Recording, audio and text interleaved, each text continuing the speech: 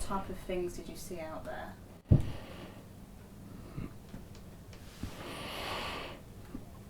Enough to make my brain not work right, if I can put it like that. I was a boy out of South London, and my family never had much money, and I learned how to box and learned how to fight, so I was fighting in South London, and then I could either go a criminal or join the army, and so I joined the army to fight, to be honest with you. I took an oath towards the Queen, and that oath never dies. So no, like, don't get me wrong, I've had issues about what I've seen and what I've done, but the oath is still there, and I will still die and fight for this country. It's as simple as that. Initially, when soldiers come out of battle, there's a sense of elation because they've survived the battle.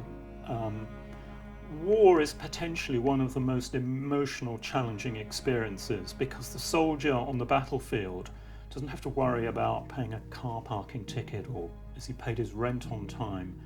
All they think about in battle is, am I going to survive? It's a simple focus on getting through the day. Probably the first war where doctors and commanders started to notice the psychological effects of war on soldiers was the First World War. And in February 1915, Charles Myers identified this new disorder called shell shock. And they struggled to understand it because soldiers didn't appear to be physically wounded, and yet they were suffering from a range of physical and psychological effects. So inability to function, pain with no wound, difficulty seeing or hearing commands, and yet no obvious neurological damage. And so they had to try and think about what had happened to these soldiers. Why were they ill? Why were they not able to function?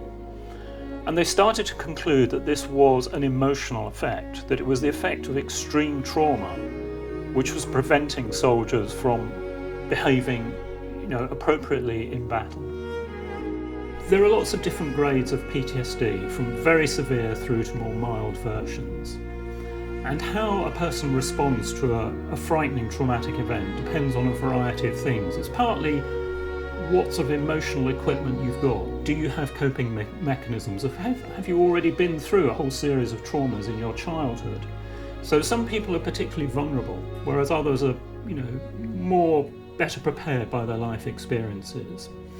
But a lot of research has shown that veterans, because they often endure a whole series of frightening or dangerous or unpleasant conflicts, have a poorer outcome to, say, a civilian who's responsible to a one-off attack.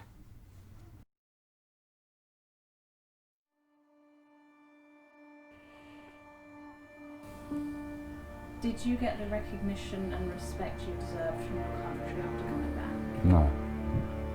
Plain and simple, no.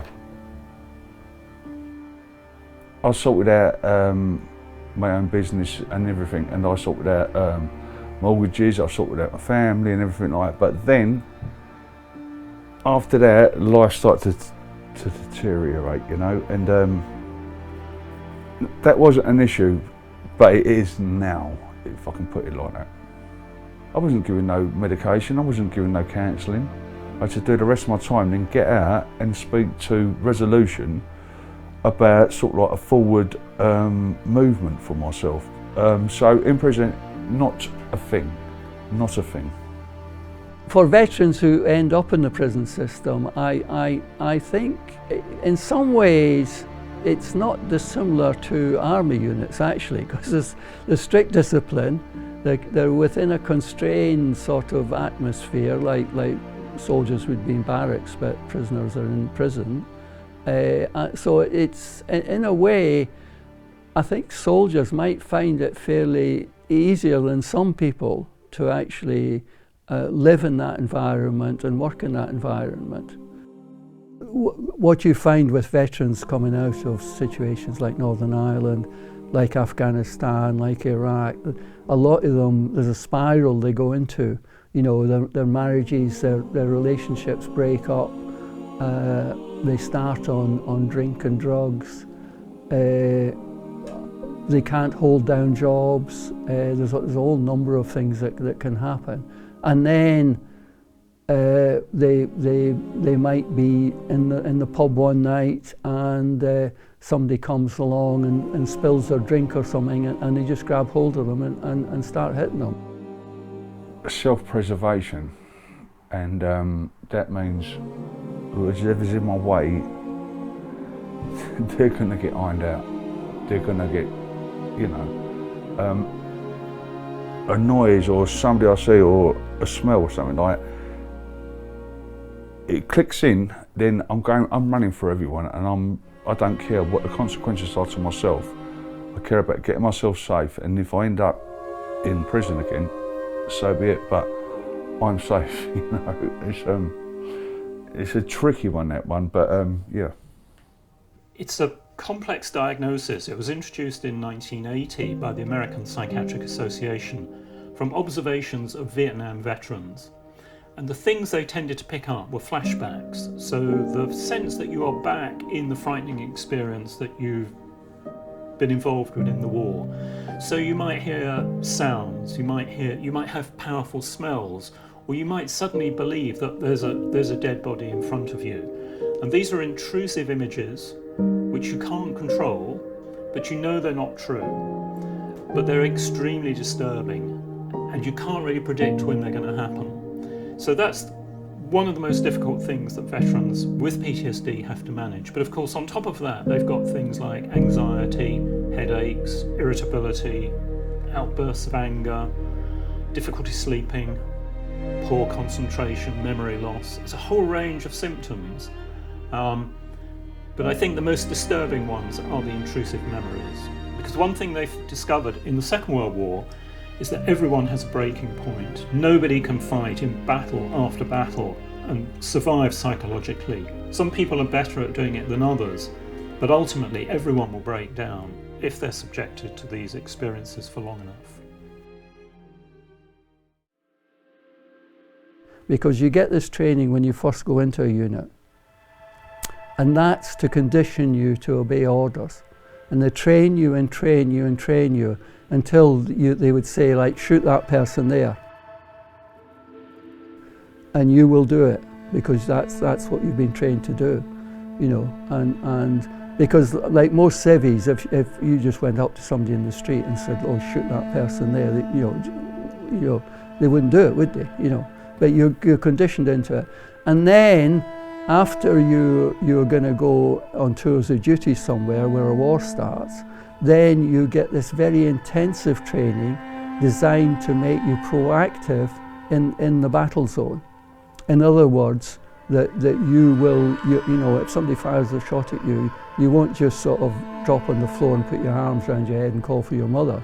You'll actually, you'll hit the deck and you come up with your gun and you're looking for the sniper that's fired the shot and you're going to fire back. You know, you have to be proactive. After what the prison guard said to me, and me being diagnosed, I needed to know that someone was there, and I reached out and it was Resolution, and for that period of time in my life, they really helped me. They really helped me. I can't big them up enough. Rob was a fairly early client. I think he was about number 900 and something. About 10 years ago. He found us, and we were aware of his experiences in prison, and he'd just been released from prison, and we were able to take him on as a client, and we were able to help him. So we were able to help Rob by giving him a number of one-to-one sessions with a trained psychotherapist. PTSD Resolution offers free one-to-one therapy in the privacy of a space, and typically for prisoners, that is in prison. The government would say that millions of pounds have been spent on helping veterans transition from military life to civilian life, and millions of pounds have been spent on providing mental health services and job search services, and all of that is true. But we know from the people who find PTSD Resolution that the help that they've been offered is not always effective. I was institutionalised in the army, and then when I went to prison, it was nothing. So I had to go down a long road to make sure that everyone respected me. The MOD and the regiment and the government who sent him into that situation, you know, if he comes back with that condition because he's done what he's been told to do and he's been a good soldier, but he comes back with that condition, and that means he ends up in prison having that condition, and the side doesn't help him, then it's the side that's at fault, not the individual. If a veteran finds himself in prison, it's very unlikely, I think, that he's going to get the therapy that he would need to treat PTSD or other mental health issues. So prison probably at best is a holding environment, but if he's in a high security prison where there's potential for violence, people committing self-harm, then that's likely to make his PTSD worse. Oi, listen. Every walking second of every day, I live with this, right? And it doesn't even let me go to sleep because I wake up 2 or 3 times a night, sweating and fighting. I sit here and I think this government is taking the absolute diabolical liberty with veterans. Me, myself and I, they have stopped my PIP, right? They have stopped my ESA, right? And I am down to basics. I'm on £50 a week to live on. Now, I can't do that. And it's building into a structure, right? That this is so unjust. It's unbelievable. And it's not just me. There's 4.5 million veterans in this country who are screaming out like, "You're doing it to us." And I'm just very sad about it, you know. The important message is that PTSD, or any form of mental health disturbance, is not a terminal illness. Don't hide behind the mask. Pick up the phone or ask someone else to help you get help.